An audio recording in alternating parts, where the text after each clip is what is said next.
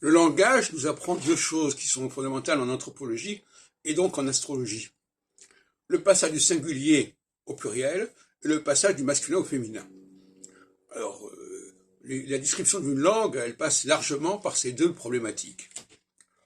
Alors, le singulier et le pluriel, c'est le passage du solstice à l'équinoxe, et le passage du masculin au féminin, c'est le passage également du solstice à l'équinoxe.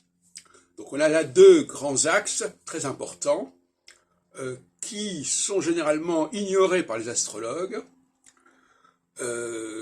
qui s'appuient, qui croient qu'en travaillant sur le nom des planètes, le nom des signes, ils ont un véritable bagage intellectuel, ce qui est une illusion totale, ou en travaillant sur les 12 maisons qui correspondent à une sorte de structure divinatoire, de checklist divinatoire, qui n'a aucun intérêt en soi, mais qui est intéressante pour la divination.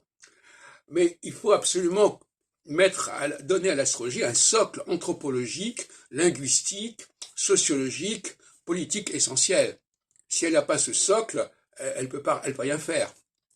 Inversement, bien sûr, il faut aussi que l'on sache ne pas se perdre justement dans ces subdivisions zodiacales, dans cette multiplication des planètes qui ne fait que brouiller le message de l'astrologie.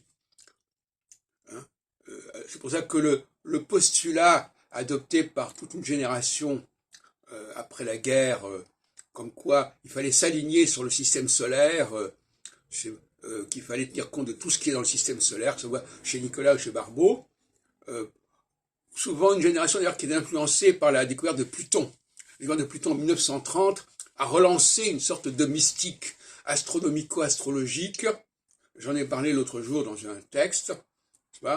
Dès que on a appris que la nouvelle planète s'appelait Pluton, on a commencé à écrire là-dessus. Ah, Pluton, ça veut dire ceci, Pluton, ça veut dire cela. Ce qui prouve bien d'ailleurs que les astrologues ne font aucune recherche expérimentale et qu'ils se fient uniquement au nom que les astronomes ont bien voulu leur donner, d'autant plus que les astronomes, ils ont choisi cette planète, ce nom, d'après ce qu'on peut croire, d'après les renseignements qu'on a, il y a eu un concours qui aurait été gagné par une certaine petite fille, Vélicia Burney, qui aurait proposé le nom de Pluton, en rappelant que Pluton, c'est aussi le nom du chien de Walt Disney.